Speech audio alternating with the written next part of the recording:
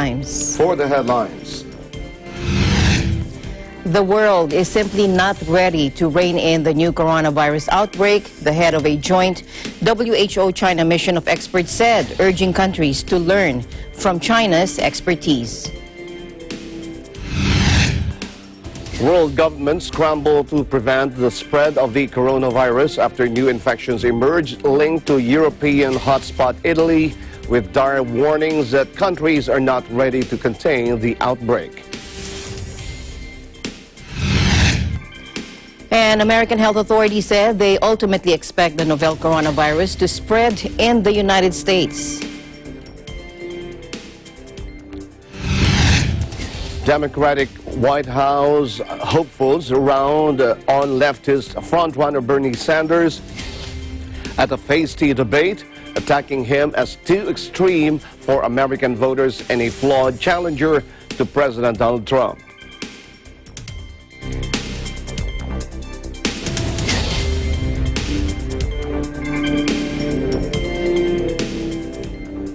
I'm Alma Angeles, wherever you're watching from around the world. Thank you very much for joining us. We welcome our viewers here in the Philippines and around the world. Good evening, everyone. I'm Sam Cepeda. And now to the news.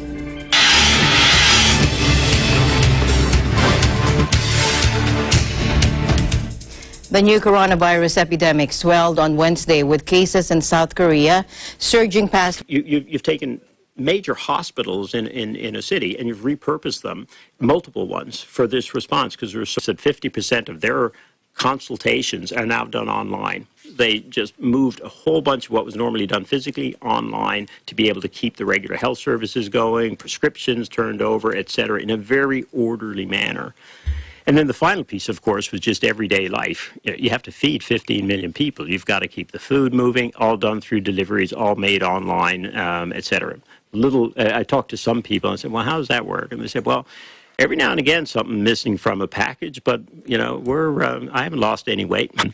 And then the last piece of this, which was equally impressive, was how science-driven the response is there as well. Because remember, we've known COVID, and it sounds like we've been living this forever, but this is 8 weeks. We're 8 weeks into this, and the science has evolved so fast that China has had, it's issued, well, we were there, they issued the 6th set of clinical guidance, how to take care of the cases.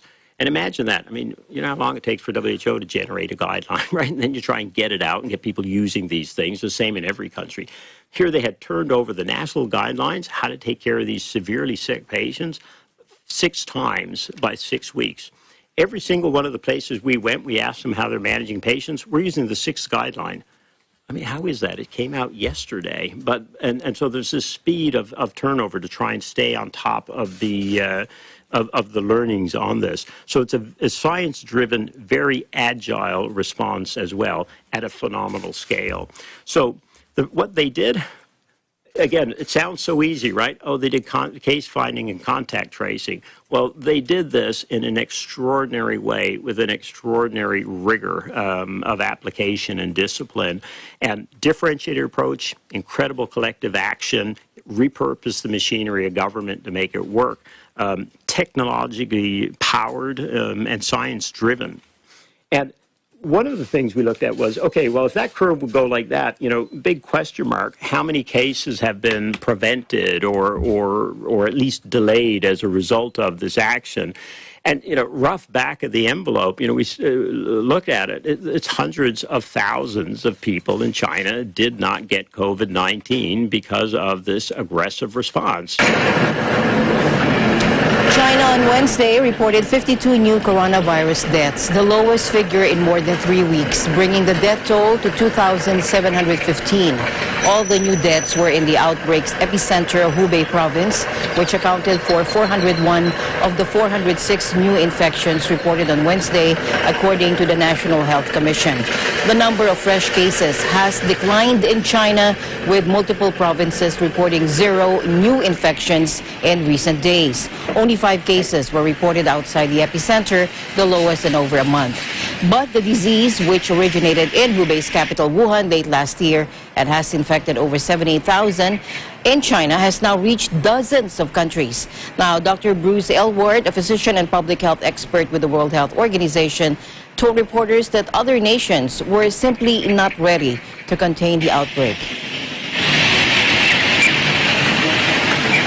I mean, you know, this virus will show up. You have to think. So, you know, in terms of the steps, number one, think the virus is going to show up tomorrow. You know, like Italy didn't know they were going to find that. They think it's going to be there tomorrow. Or if you don't think that way, you're not going to be ready. So first thing is that mindset shift. And the thing you got to think is, if it hits us, we're going to stop it. You have to think that way. And I keep hearing, you know, this, oh, if it hits us, we just have to accept and you know, it's going to spread. And why? You know, you've lost before you've started. The second thing is, if you're planning to be ready, you know you're going to need beds to isolate people. You're going to need to be able to quarantine the really close contacts, because we know, 10% of those are going to get disease. So, and we know that they may not even know it at the beginning. So you've got to be able to accommodate those people. You have got to have enough ventilators for the serious cases. You have got to know how you're going to transport people to those places, right? Because you don't want to be managing this in many, many different areas. You've got to have the lab capacity to be able to do this. You know, China is testing tens of thousands of people every day still for this thing. So it's big-time lab capacity, and it's not an X-ray. They don't do X-rays of these people in China. They CT scan them, because on a CT scan, you can find disease that you can't find on X-ray. You know, how many of our countries have got CT scanning capacity? How many people can we get through a CT scanner? So you've got to be ready. Hopefully you'll never use that, right? But if you're ready to do that, you're going to be ready for an awful lot of things. But it's readiness and rapid response capacity. So then someone's got to know how to investigate one of these cases. So do you have 100 people who know how to fill out a case investigation form, or 1,000? You know, or is it going to be looking at that case form the day that they get that first case? Do you know where they're going to send that form? Do you know who's going to go talk and try and contact trace? Because that's really hard.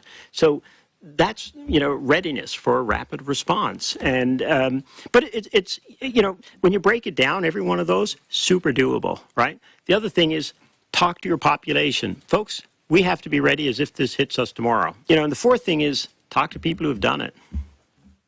China have done it, you know, and we're building barriers to the people who know how to do this.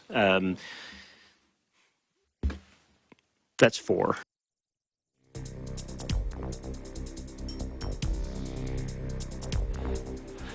The European Union's Commissioner for Health and Food Safety, Stella Kyriakides, and the EU Commissioner for Crisis Management, Janis Lenarčič, stressed the importance of unity and not giving into panic and disinformation during a press conference on the EU's response to fight the COVID-19 outbreak.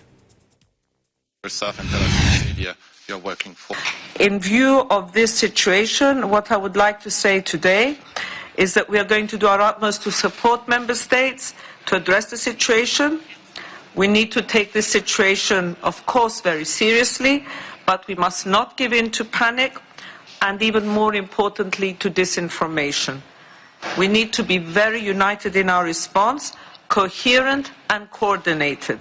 We believe that measures should be, first, based on credible risk assessment and scientific evidence.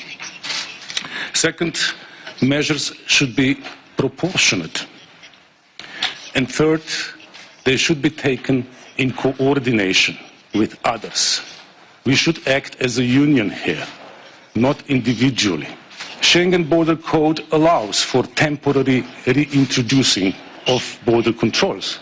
But such a measure, as I said, should be taken in view of the conditions that I just mentioned. And I think it is very important that we stress that for the moment, WHO has not advised imposing restrictions on either travel or trade. With cases being reported in new countries and lockdowns in nations including Austria, Italy, and Spain, other European Union member states are considering what measures to take to prevent the disease from crossing the Alps. The disease has now reached dozens of countries, with Austria, Croatia, and Switzerland the latest to declare cases. The EU Commission has also announced that it had allocated 230 million euros to global fight against the disease. Meanwhile, Spain's health minister gave a press conference about the country's latest confirmed cases of the novel coronavirus, or COVID-19. In total, they said 10 cases have been registered in Spain, although 2 of those patients have already been released from hospital. Here's more. Spain, 3 cases, 3 people from Italy that have tested positive of coronavirus. They are isolated. One of them is in Barcelona. He is isolated in hospital clinic because he has tested positive and he's going to stay there the required time, 14 days. And the other 2 days. And the other two tourists are the 2 Italian people who were on vacation in Tenerife, at the south of the island, in a city called Adeje. They were in a hotel. Now these 2 people, which are the man and the husband and wife, they are in the hospital of the island called Candelaria Hospital, under isolation, of 14 days of isolation. In a hotel, all the people that was in this hotel is being tested and examined by our health teams. If they have symptoms, viral symptoms, they're going to be applied our protocol. If they do not have symptoms, according to our protocol, they're going to be free to do whatever they want. But we're going to need some days to test all these people. And this is a precaution measure that our experts think it's absolutely necessary to prevent expansion of the virus in Tenerife Island. Hundreds of people were confined to a Tenerife hotel Tuesday after an Italian tourist was hospitalized in a suspected case of coronavirus, according to officials in Spain's Canary Islands. The archipelago's health authority said late on Monday that an Italian man had tested positive for coronavirus and was being kept in isolation while his results undergo a second analysis in Madrid, as required by Spain's protocol for suspected cases of the disease. He and his wife, who have both been hospitalized, had been staying at the 4-star H10 Costa Adeje Hotel on the island's southwestern coast. A 60-year-old man has become the first French victim of the coronavirus in the country, the health ministry announced Wednesday. The man died overnight after being rushed to a Paris hospital in serious condition on Tuesday evening, bringing the death toll in the country to 2, said the ministry's deputy head, Jerome Salomon. The first victim was an 80-year-old Chinese tourist who died in hospital in mid-February. France has reported 4 other new cases of COVID-19 in the past 24 hours, including 2 people returning from Italy, bringing the total number of infections to 17. The French government has asked citizens returning from Lombardy and the neighboring Veneto region to avoid all non-essential outings and keep their children home from school. The same recommendations have been issued from people returning from mainland China, Hong Kong, Macau, Singapore, and South Korea. Meanwhile, Chinese tourists are scarce, and non-Chinese Asian tourists are willingly suffering from widespread fears over the coronavirus. In Paris, a favorite European destination for the Chinese, the effects of the epidemic are impacting the tourism sector. There are still many Asian tourists here in Paris, but I can tell the difference between like Korean, Japanese, and Chinese and Taiwanese. And this time, there are fewer Chinese tourists here in Paris. I think it's because of the coronavirus. It's a little bit uncomfortable when we walk around. People like point at us and or talk about these viruses. They call us viruses. They just kind of avoid us, or they cover their faces or something like that, or move away from us. We were sitting at a restaurant and they moved to a different table, and we saw that. So that was kind of racist. So when we walk in the street, we hear the Chinese I think a little bit scary because if people has virus corona.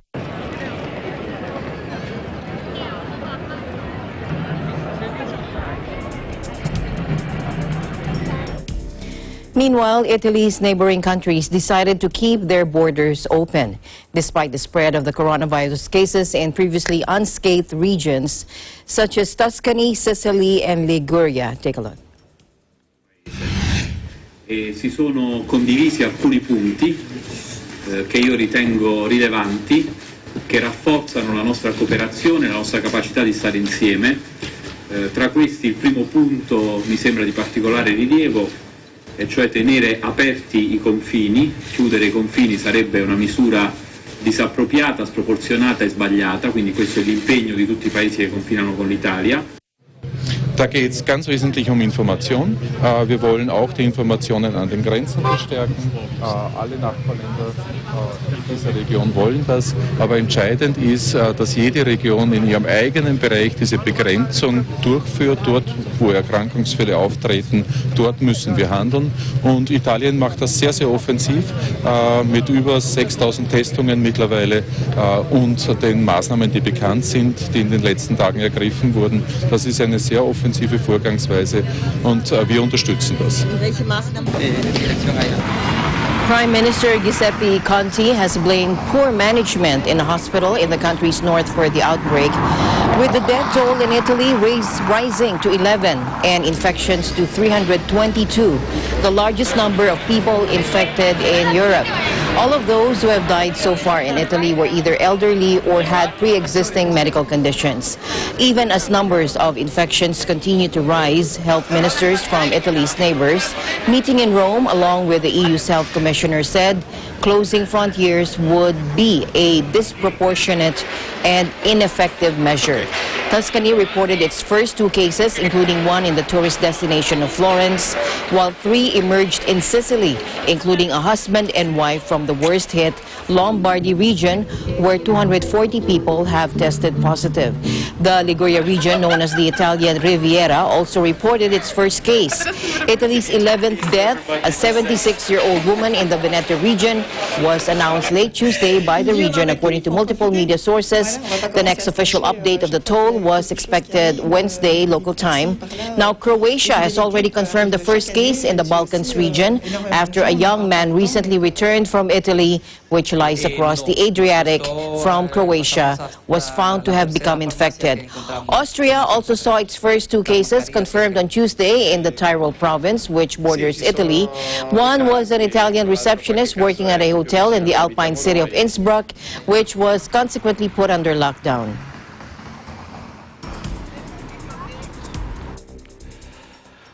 American health authorities say they ultimately expect the novel coronavirus to spread in the United States and worry the outbreak poses a threat to the security of the U.S. drug supply chain, despite not being aware of any shortages. Watch this. We still have only 14 cases of the China coronavirus detected here in the United States, involving travel to China or close contacts with those travelers. We have 3 cases among Americans repatriated from Wuhan, and we have 40 cases among American passengers repatriated from the Diamond Princess in Japan. That's why we've already been working closely with state, local, and private sector partners to prepare for mitigating the virus's potential spread in the United States, because we will likely see more cases here, as we have said throughout this episode. Well, thanks so much. I'd like to start out by saying it's a difficult and uncertain time. We, along with our partners around the country and around the world, have been confronting a dynamic, rapidly evolving situation. I'd like to let Americans know that CDC and our nation's public health agencies are preparing every day for this type of situation. Preparedness started long before this outbreak. The U.S. government's response to the spread of the novel coronavirus into our country began as soon as reports of an unidentified flu-like illness emerged from Wuhan, China. However, current global circumstances suggest it's likely that this virus will cause a pandemic. In that case, risk assessment would be different, and new strategies tailored to local circumstances would need to be implemented to blunt the impact of the disease and further slow the spread of the virus. What these interventions would look like at the community level will vary depending on local conditions and on the emerging information about how severe the virus may be. Now, it's not so much a question of if this will happen anymore, but rather more a question of exactly when this will happen and how many people in this country will become infected and how many of those will develop severe or more complicated disease. Thank you very much, Anne. I'm going to give you a very brief update on the countermeasure development that I introduced to this audience on a number of occasions over the past couple of weeks. And the first regarding the issue of vaccine. You might recall that I had mentioned when we first introduced the topic of vaccine that very shortly after the sequence was put on a public database, we began a vaccine development program, which was one of several supported both by the NIH as well as BARDA.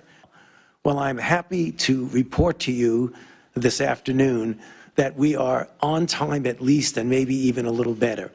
The gene has been expressed in the platform, in this case a messenger RNA.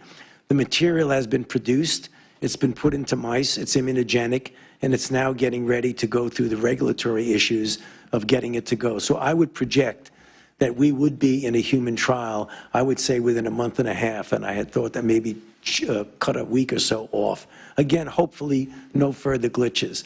Now, the thing we need to understand, because we want to make sure people don't get confused, that getting a vaccine into a phase 1 trial within a 3-month period, you need at least 3 to 4 months to determine if it's safe and whether it induces the kind of response that you would predict would be protective. Once you do that, you graduate to a much larger trial. The N of the number of people in the phase 1 trial is 45. When you go to a phase 2 trial, you're talking about hundreds, if not thousands of individuals to determine efficacy. That is a trial that we would have to conduct in those countries and those areas where there's active transmission. Secondly, and finally, the issue of therapeutic interventions. There are a number of candidates that we are now looking at that have shown some suggestion, either in vitro, in an animal model, or some empiric trials that were done during the MERS outbreak. One of these, and there are several that we're considering, is called remdesivir, which is a nucleotide analog that is produced by Gilead. Today, as I speak, there are 2 major clinical trials going on in China, which are randomized, controlled trials, which means that we will get an answer whether or not it works or doesn't work, I think, within a reasonable period of time. An identical copy of that trial is now being implemented in Nebraska with our colleagues who are taking care of the individuals who were taken from the Diamond Princess and brought back here, in addition to our colleagues in Japan. So I'm optimistic that we will at least get an answer. If we do have a therapy, that really is a game changer, because then we could do something from the standpoint of intervention for those who are sick.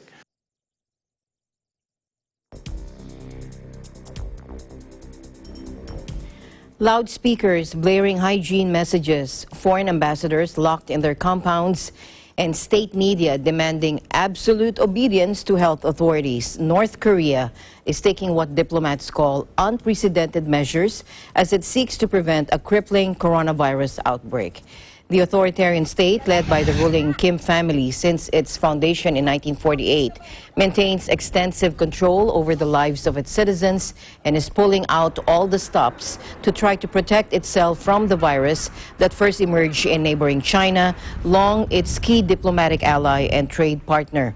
After the virus emerged, it quickly closed its borders, cutting itself off from the outside world in a move diplomats and analysts say as its best method of self-protection given the weakness of its health infrastructure.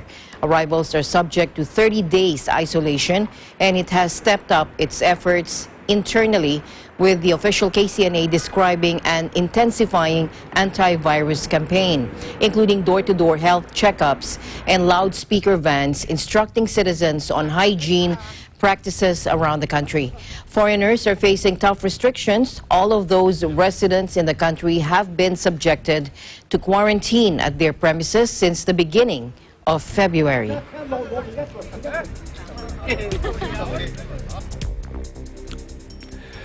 The South Korean government this week temporarily closed 24 public museums, art centers, and libraries nationwide. This amid virus fears nationwide.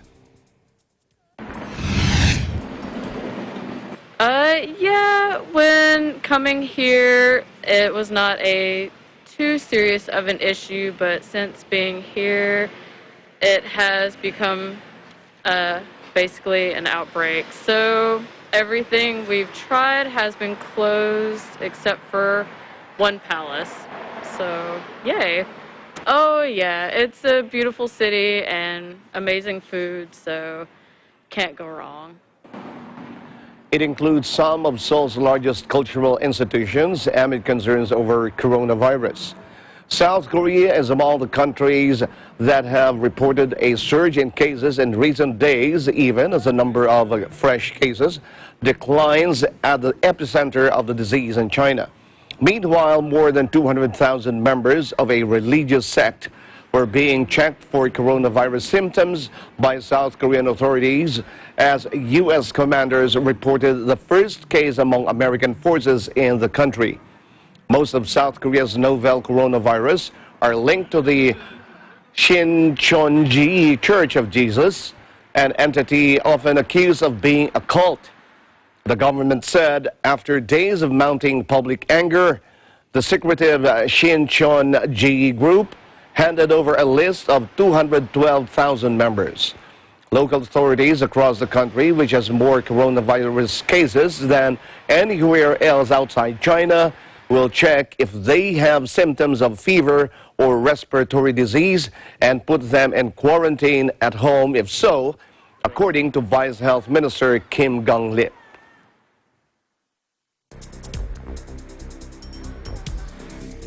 Meanwhile, Russia warned against travel to Italy, South Korea, and Iran so as to prevent the spread of the novel coronavirus. Noting the spike in cases of the three countries, consumer safety regulator Rospotrebnadzor urged Russians to avoid travel there until the epidemiological situation stabilized. More than 1,100 people have been infected in South Korea, the hardest hit area outside of China, and 11 people have died. Iran has emerged as another hotspot with 15 deaths out of the nearly 100 reported infections. Italy has recorded 11 deaths and more than 300 coronavirus cases. Now, the disease has now reached dozens of countries, with Austria, Croatia, and Switzerland the latest to declare cases. Russia repatriated 8 passengers from the Diamond Princess cruise ship in Japan, 3 of which were infected. 2 Chinese citizens in Russia were also infected and treated in Siberia. Moscow has imposed a near-blanket ban on Chinese visitors over coronavirus fears and has recommended against travel to China.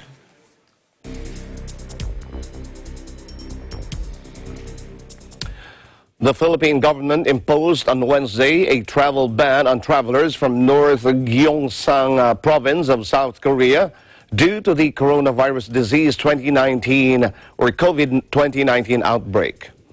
Presidential spokesperson Salvador Panelo announced that Filipino tourists are temporarily banned from going to that country and that only permanent residents of South Korea, overseas Filipino workers, and those who are leaving to study will be allowed to fly to the East Asian nation. Here's more. I'd like to announce that the Interagency Task Force on Emerging Infectious Disease met today, and it has approved to impose a ban on the entry of travelers coming from the North Gyeongsang province of South Korea into Philippine territory, effective immediately. With respect to the other parts of South Korea, the IATF shall conduct a risk assessment of the situation within 48 hours to analyze whether it is necessary to expand the travel ban. In the meantime, strict protocols with respect to travelers entering the country from these areas in South Korea will continue to be observed. The interagency has authorized Filipinos to travel to South Korea, provided they are permanent residents thereof, or leaving for study, or are OFWs. They are to execute and sign a declaration signifying their knowledge and understanding of the risks involved prior to their travel. The safety and security of the Filipinos here and abroad remain our primary concern. Our countrymen's welfare is the foremost in the mind of the President and as well as the concerned officials. And they will be discussing this matter and make recommendations with respect to the management of the coronavirus.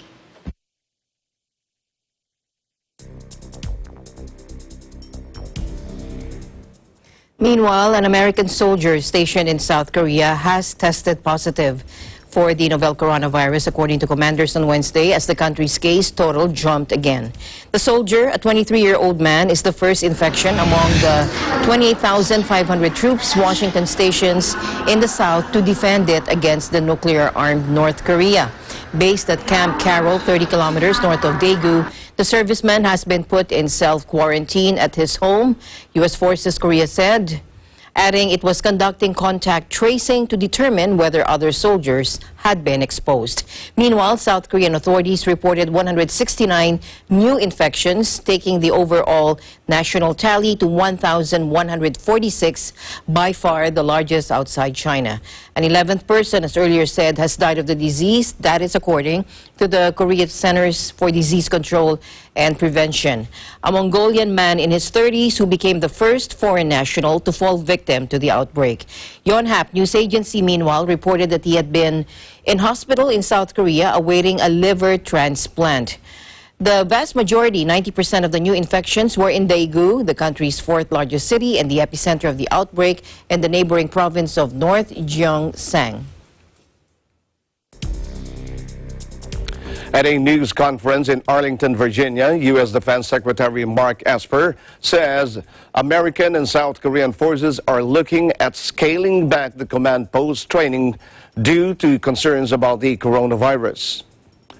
His South Korean counterpart, Jong Kyung-do, said at the same briefing that 13 servicemen from his country have become infected with the virus and that all leave for the military has been canceled nationwide so as to limit soldiers' movements. A situation is quite serious, Jong said. The two countries have significantly scaled back traditional joint military exercises so as to facilitate U.S. nuclear talks with North Korea. This spring, they plan to hold a command coordination exercise. General Abrams and General Park are looking at scaling back the command post training due to concerns about the coronavirus.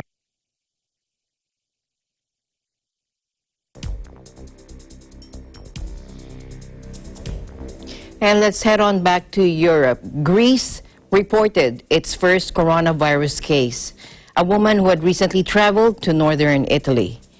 Now, a health ministry spokesman said the 38-year-old woman was in a Thessaloniki hospital and in good condition. The announcement comes as the COVID-19 virus continues to surge in Italy, marking it the hardest hit country in Europe. The Greek government on Tuesday said a shutdown of some public areas and travel restrictions would be activated in case of a mass outbreak. The measures contained in a government decree include temporary travel bans, to and from countries with a large number of infections and enable beds to be requisitioned in hotels and private clinics. The decree also foresees the temporary closure of indoor public gathering areas such as schools, places of worship, cinemas, theaters, sports halls, and businesses.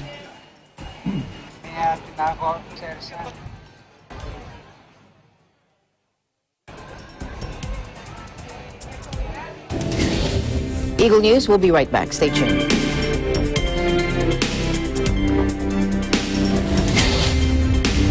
Mula noon hanggang ngayon, gabay natin ang MTRCB ratings sa matalino at responsableng panonood.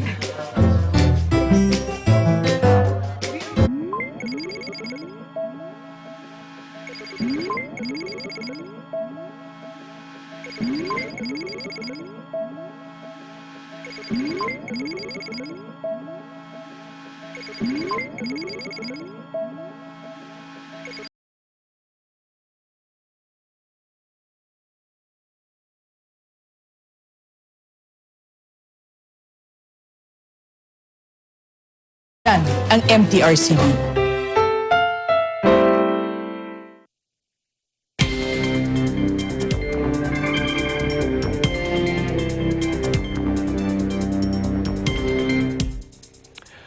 Riot police patrolled the streets of India's capital on Wednesday, and the city's leader called for a curfew following battles between Hindus and Muslims that claimed at least 20 lives.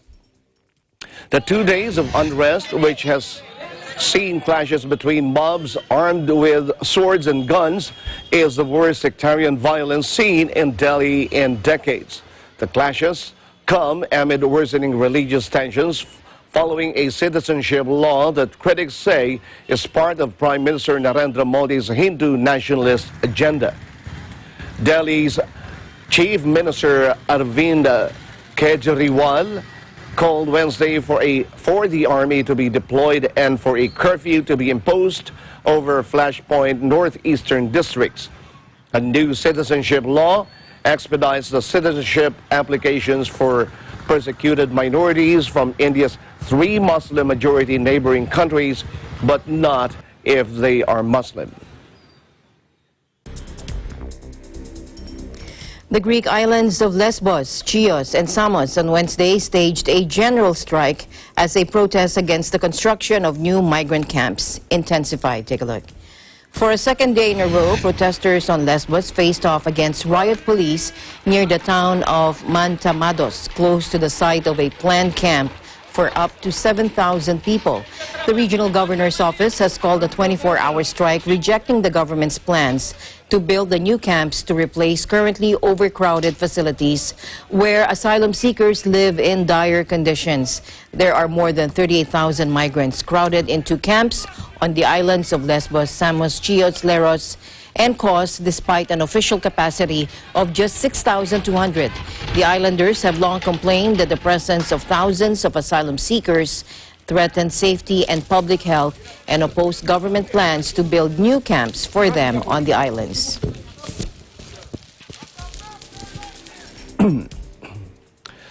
Democratic White House hopefuls rounded on leftist frontrunner Bernie Sanders at a Phase C debate on Tuesday, attacking him as too extreme for American voters and a weak challenger to President Donald Trump.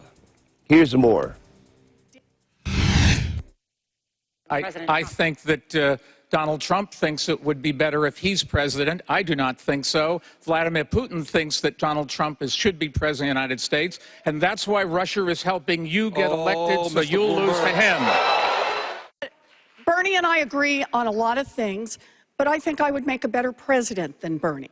And the reason for that is that getting a progressive agenda enacted is going to be really hard, and it's going to take someone who digs into the details to make it happen. Look, if you think the last 4 years has been chaotic, divisive, toxic, exhausting, imagine spending the better part of 2020 with Bernie Sanders versus Donald Trump. Walking distance here is Mother Emanuel Church. 9 people shot dead by a white supremacist. Bernie voted 5 times against the Brady bill and wanted a waiting period. No, let me finish. and waited a waiting period of 12 hours. I'm not saying he's responsible for the 9 deaths, but that man would not have been able to get that weapon with the waiting period had been what I suggest until you are cleared. In addition to that, Americans, hey, Mr. Putin, if I'm president of the United States, trust me, you're not going to interfere in any more American elections. I'm hearing my name mentioned a little bit tonight. I wonder why. And maybe, you know, Pete mentions what the American people want. I will tell you, Pete, what the American people want, and Joe, what the American people want. They don't want candidates to be running to billionaires for huge amounts of funding. All right, let's clear.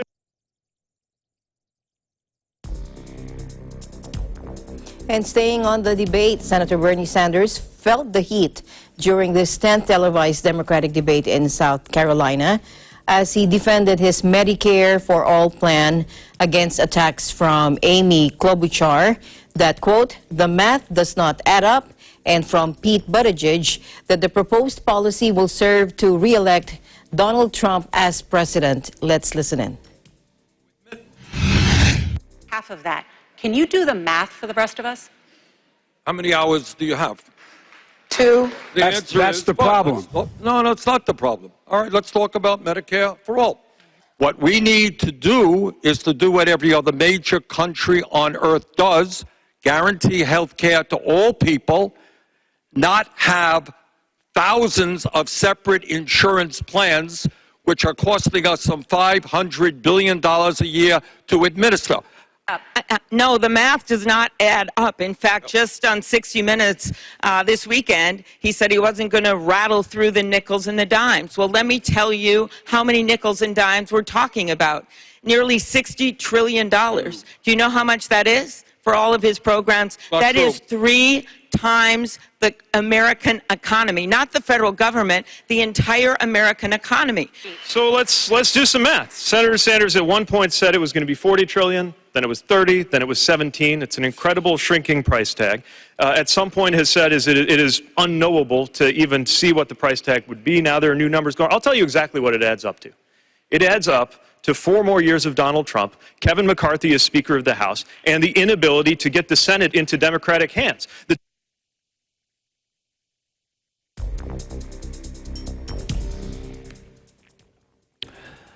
The ambassador of the Republic of India to the Philippines, His Excellency Jaideep Mazumdar, visited Iglesia ni Cristo, our Church of Christ Executive Minister, Brother Eduardo V. Manalo, on Wednesday, February 26, at the new INC Museum in Quezon City. This was the first time that an ambassador from India, the second most populous country in the world, made a courtesy call on the INC executive minister. In September last year, the INC, through its humanitarian arm, the Felix Y. Manalo Foundation, conducted a series of international aid to humanity events in Andhra Pradesh, where it also distributed financial aid to some Indian organizations. Ambassador Mazumdar welcomed the growing INC mission in his country and also noted its expansion all over the world. The INC, under the stewardship of INC Executive Minister Brother Eduardo V. Manalo, has now spread in 157 countries and territories.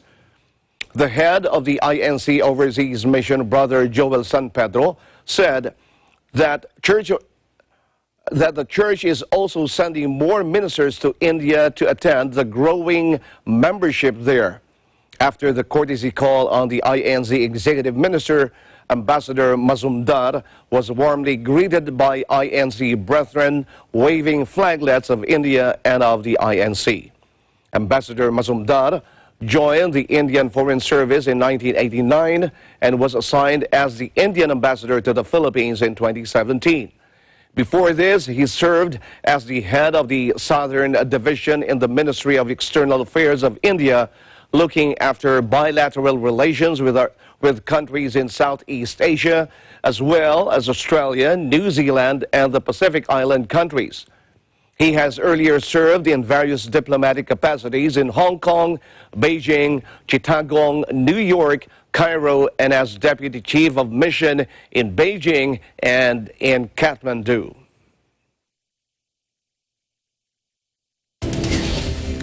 More news will be coming your way when Eagle News International returns.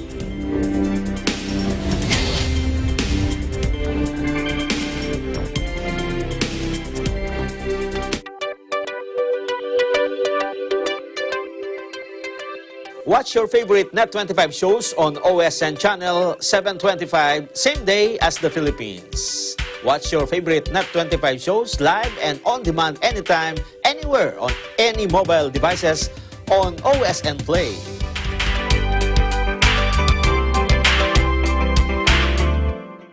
Landmarks, Linggo, alas 6 hanggang alas 7 ng gabi.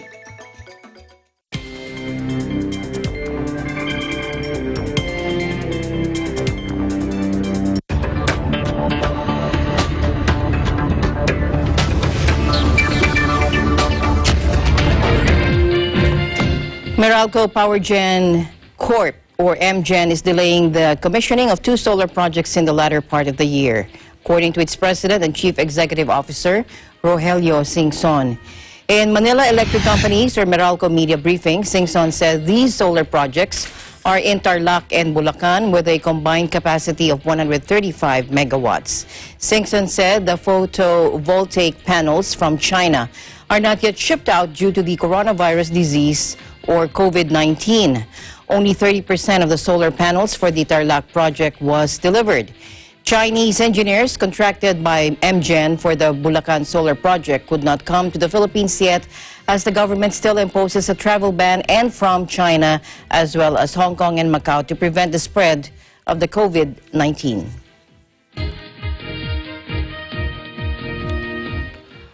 Hong Kong's government said Wednesday it will give a 10,000 Hong Kong dollar handout to every permanent resident in a bid to jumpstart an economy in recession after months of protests and hit further by the coronavirus outbreak.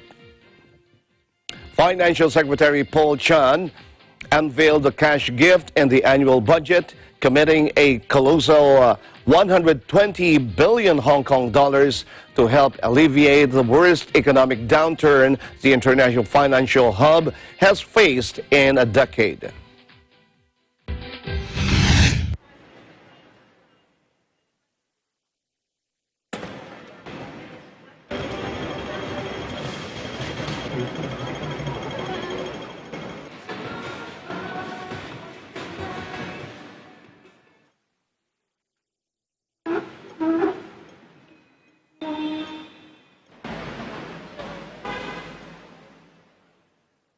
即係嗰1萬蚊可有可無啦，你1萬蚊，你食得幾耐啊？係咪啊？你最緊要搞掂人哋就業經濟好。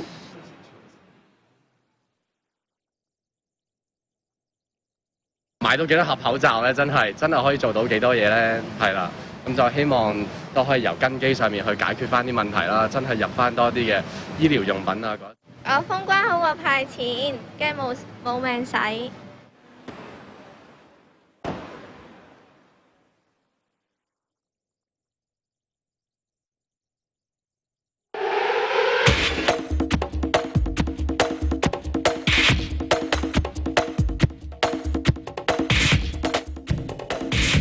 And finally, in our news, fans of Kobe Bryant honored the life and legacy of both the Black Mamba and his daughter Gianna.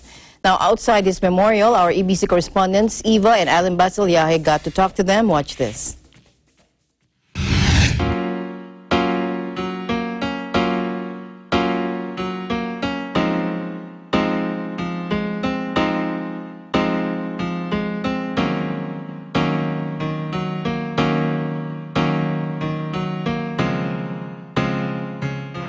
Nearly a month after the tragic helicopter crash which claimed the lives of 9 people, including Kobe Bryant and daughter Gianna, a celebration of their lives takes center court at Staples Center in Los Angeles, California. The UConn coach had a great speech. Michael Jordan was in tears, but he also made us laugh, which I'll always remember.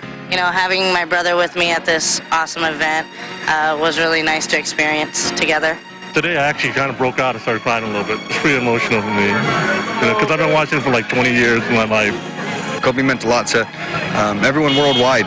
So being here was honestly a blessing. You know, being able to get the tickets and be inside the Staples Center with all the Lakers fans was, or just not even Lakers, but fans of Kobe was amazing. He was loved by a lot more people than we realized. All my best memories for Kobe. I was in elementary school fighting about him and LeBron and just his work ethic and just how to approach life. So that's how it affected me.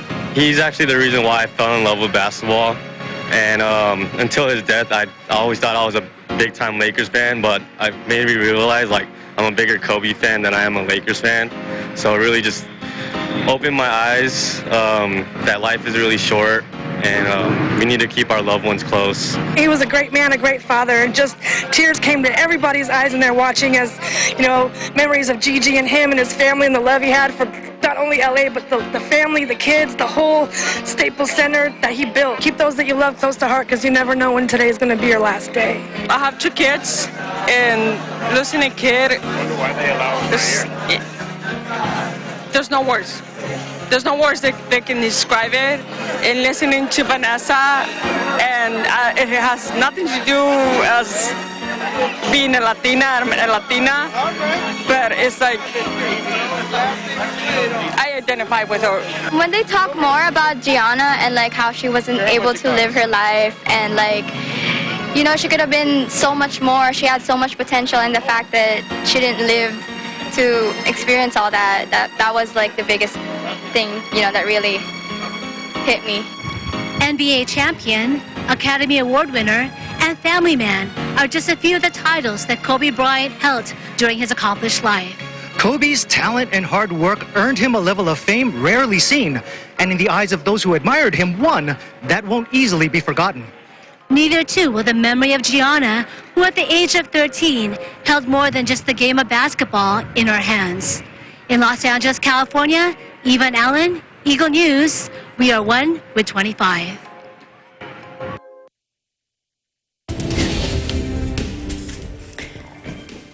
Thank you, guys. Don't forget to like us on Facebook, follow us on Twitter and Tumblr. Also, check out our boards and Pinterest and pictures on Instagram. I'm Sam Cepeda. Thanks for joining us. And that's the news for tonight. Join us online and here again tomorrow evening. From all of us here at Eagle News, thank you, and we'll see you soon. I'm Alma Angeles, and we're 1 with 25.